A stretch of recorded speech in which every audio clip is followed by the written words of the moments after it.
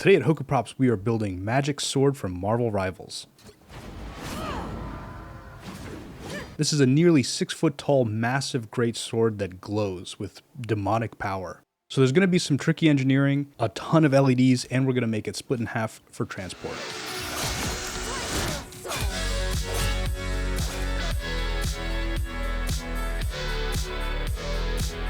First thing we need is some reference.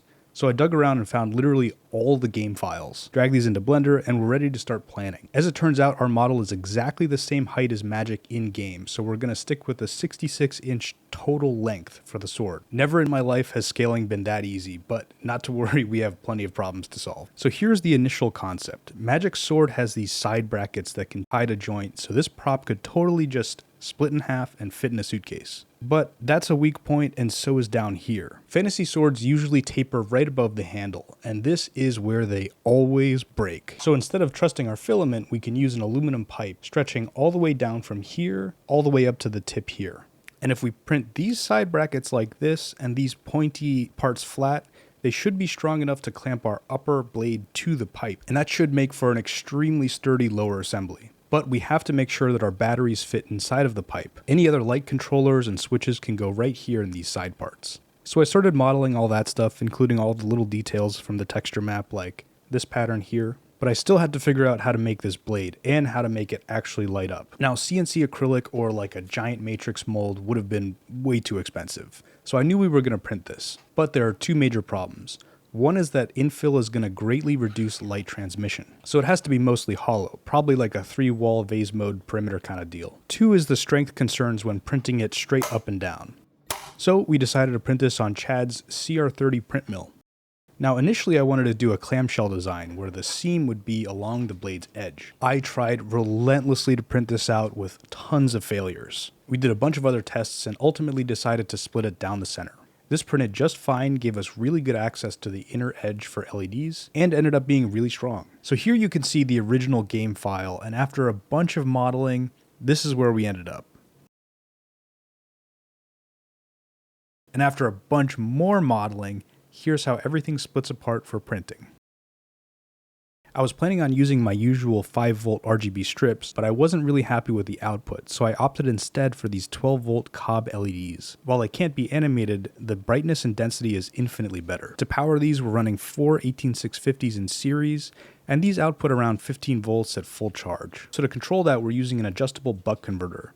And these are really nice because we can fine-tune voltage output, which also affects brightness and battery consumption.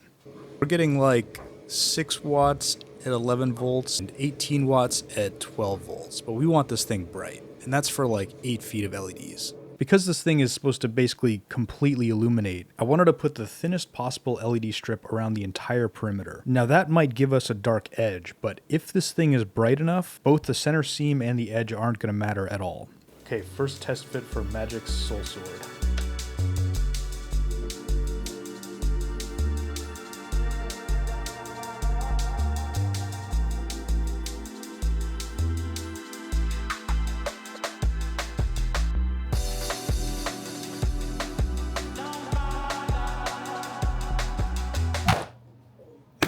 Did a bunch of sanding off camera, but now we're at Hoku HQ getting ready for paint, and Chad is about to blow my mind. This will spray great. You'll like this a lot. He loaded up some 2K acrylic urethane filler primer, and this is my first time using anything like this. I've used tons of rattle cans, but nothing like this.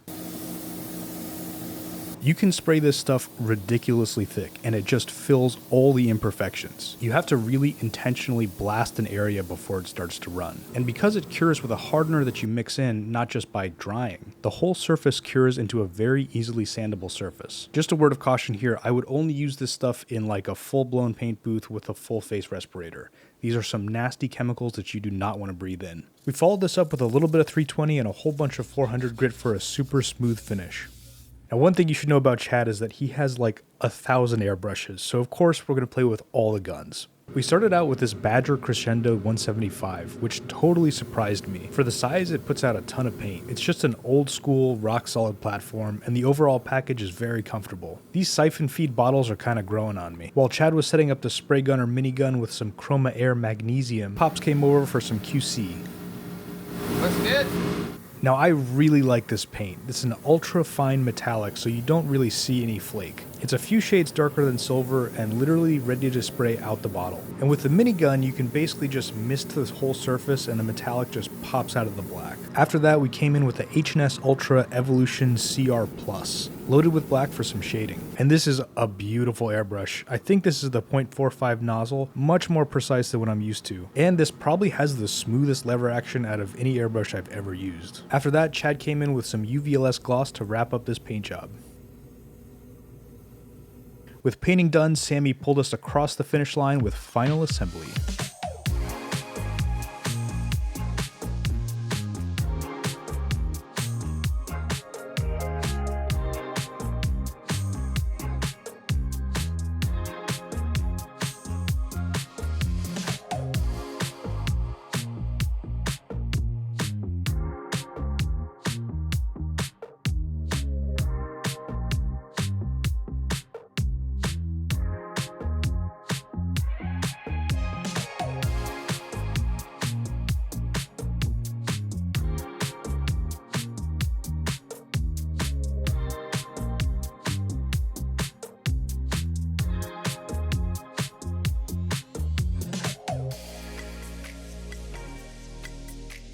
Wow! There's the one. There's the one! There's a switch right here. Oh my god, it's so bright. Alright.